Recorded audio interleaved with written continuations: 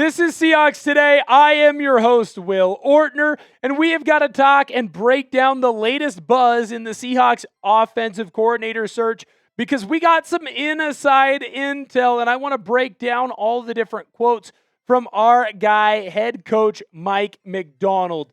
Now, he went on to his radio show on Tuesday and kind of shared what the Seahawks could potentially be looking for in a new offensive coordinator, and I like where he seems to be heading down and what path the Seahawks seem to be taking for that OC spot. There is one more OC candidate that we are going to talk about that is not in-house as well. It was a little bit of a surprising name, but it is a name that I do find intriguing. Speaking of things that are intriguing, check out our Champions merch that we got here on Chat Sports. We've got a black t-shirt and navy head honcho there on the left, the top guy on the right. Look at how sweet this thing looks. It's shining. It's jumping off the page. If you love your favorite team in the PNW, you go grab yourself one. We got hoodies as well, so don't worry if you get a little bit chilly. It's not going to be a problem. And if you're a little bit more of a whimsical fan, you want to have a little bit of an item that nobody else has, you can go in and you can grab our mascot gear here. Look at that seat guard. The thing is so freaking funny. It is so cool. You're going to be the talk of the town of whatever parties you go to. If you're out in public, people are going to say, hey, where'd you get that thing? And you're going to tell them, I went to chatsports.com/Seahawks60. Here's the cool thing.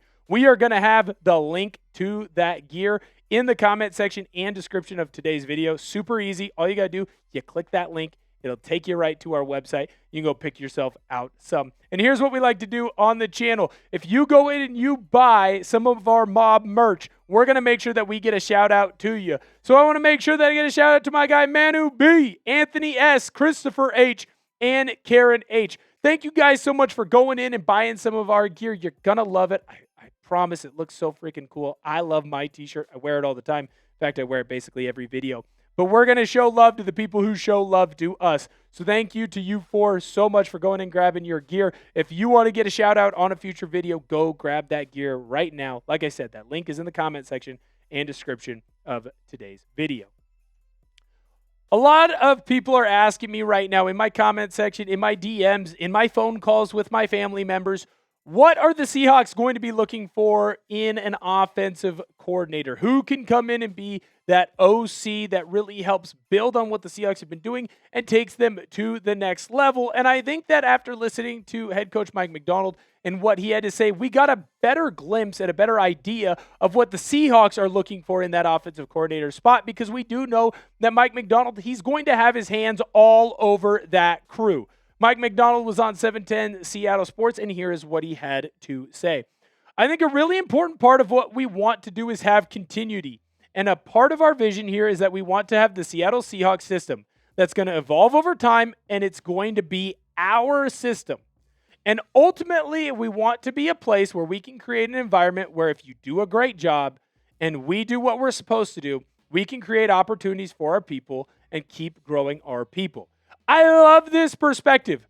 Create a system that works for you. What's the Mike Macdonald system that clearly works for him in Seattle? An offensive game plan that is built on running the football with play action pass on the back side of it. They looked for that in Ryan Grubb, and he did not build that type of offense in Seattle. So Mike Macdonald says, hey, I'm moving on from you, and I'm going to go to Klint Kubiak. And I thought that Klint Kubiak did an immense job at doing that for the Seattle Seahawks. When you look at the offensive rankings in total yards, the Seahawks, they were 8th in the National Football League. When it comes to passing yards, in an offense that doesn't pass the football nearly as much as the rest of the National Football League, they were 8th in the NFL.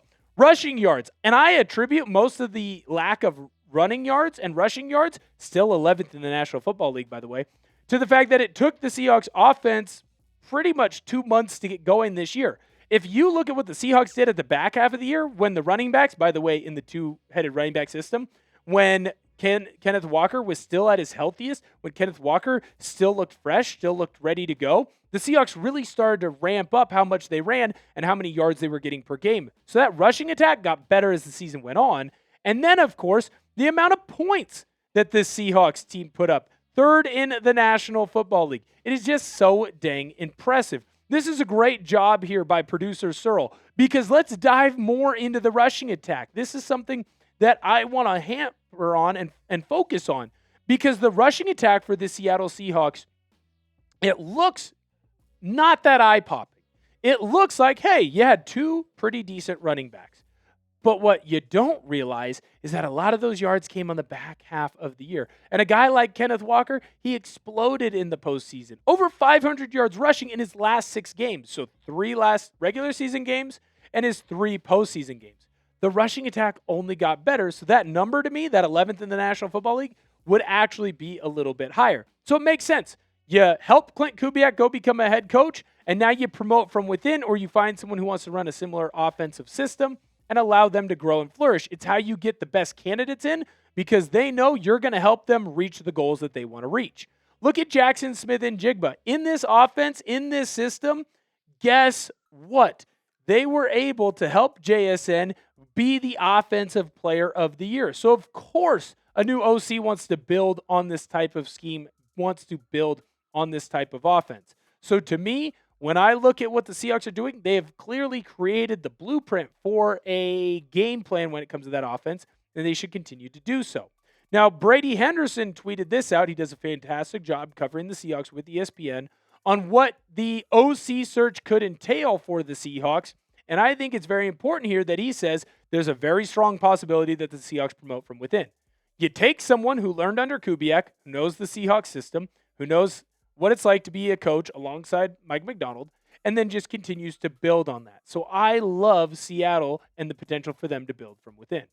Should the Seahawks promote from within for their new offensive coordinator? Yes or no? Let me know down below in the comment section, because right now, if you had to ask me, I think that they should. I think that a promotion from within could lead to a lot of success for this team. I'm not saying that there aren't interesting candidates outside of the Seahawks organization right now, but to me, if you want continuity, that's by promoting from someone from within. And it also will allow you to get more up-and-coming positional coaches, because they know if they have success as a position coach, they'll become an OC. If they become an OC, then they'll become a head coach later on, as long as they keep having that success. Let me know your opinion down below in the comment section. Some internal candidates that the Seahawks are going to be looking at. Jake Peetz, to me, I've already said it, he's my number one guy.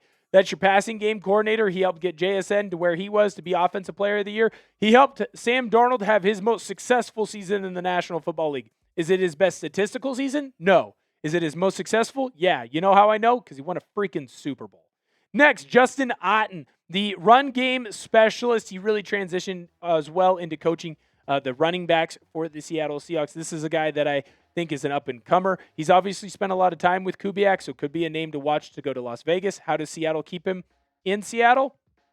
Well, you make him your OC. John Benton, the O-line coach right now, he's someone that my guy Dennis really likes. He mentioned that in today's live, as well as, honestly, I like him myself. He's a little bit of an older guy, a little saltier, a little grittier, but that's what an offensive line coach is. Benton could very easily be someone that gets promoted, and he just continues to build along with what they've been doing. A little bit more of a focus on the run game, but I have no issue with that. Andrew Janocko is the last guy. He's the quarterback coach. I believe the only way you keep him in Seattle, because he's followed Klint Kubiak everywhere that Kubiak has gone, is by making him the offensive coordinator. Will the Seahawks do that? I don't know. And frankly, I don't think it's a bad option. I don't think it is an improbable option. But Janocko's also going to be the OC if he goes to Las Vegas. So you're basically going to have to say, hey, we're going to give you play calling duties and give you a little bit more autonomy. Be interesting to see if that's what they decide to do. Make sure that you turn on your notifications so that way you never miss another Seattle Seahawks news or rumors video, because there's going to be a lot of those things flying around during the NFL offseason. We're going to have you covered for everything, so don't miss out. Would Seattle look for an external candidate? That's something that people have been asking me as well. And originally, the rumors were Mike Kafka, to which I say, no, please no, no, no.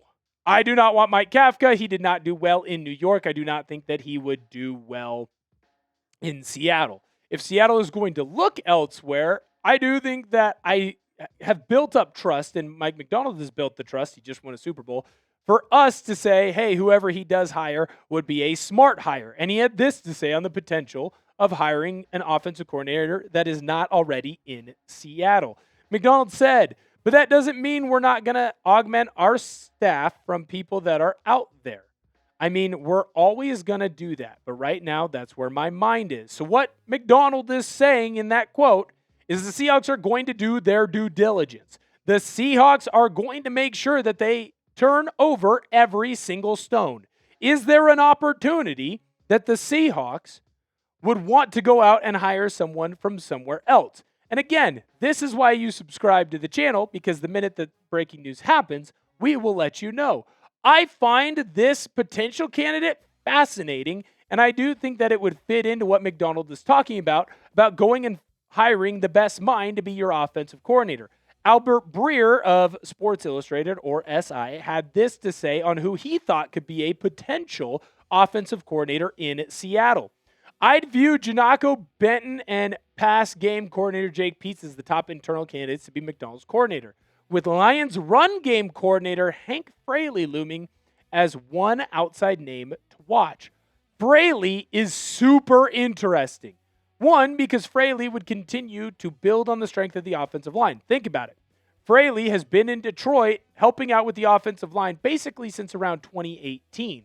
He's had a variety of different roles and has continued to progress. When you talk about that Detroit Lions offense, they have been at their best the last couple of years because of how well that offensive line has played. He's helped develop guys like a Frank Ragnow. He helped develop a guy like Penei Sewell. Now, they're very good players and they came in very highly rated, but those are offensive linemen that went to the next level. A guy like Jared Goff is at his best behind a strong offensive line, and that's what Fraley created in Detroit. Jahmyr Gibbs has become a primetime player and has become a star running back in the National Football League because of this, and David Montgomery had some of his best years. Fraley would be someone that is interesting. It is important to note, though, he does run more of a gap scheme system, which is slightly different than the outside zone scheme system that the Seahawks ran under Kubiak. So, would he be an instant fit? Not necessarily, but I don't hate Fraley coming to Seattle. Who do you want to be the next OC for the Seattle Seahawks? Let me know down below in the comment section. Name your pick. We always want to hear what you have to say. I'm always down in our comment section looking, liking, and checking out what you guys have your opinions on when it comes to some of the questions that we ask. Frankly, I think we're just some of the smartest in the National Football League when it comes to our fan base. Make sure that you hit that sub button. Why? Because you love the Seattle Seahawks. We're going to have you covered on anything that you want or need to have covered going throughout the year of 2026. Off-season, draft, free agency, whatever you want, we've got it. Thank you guys so much for viewing today's video, and I'll catch you guys next time.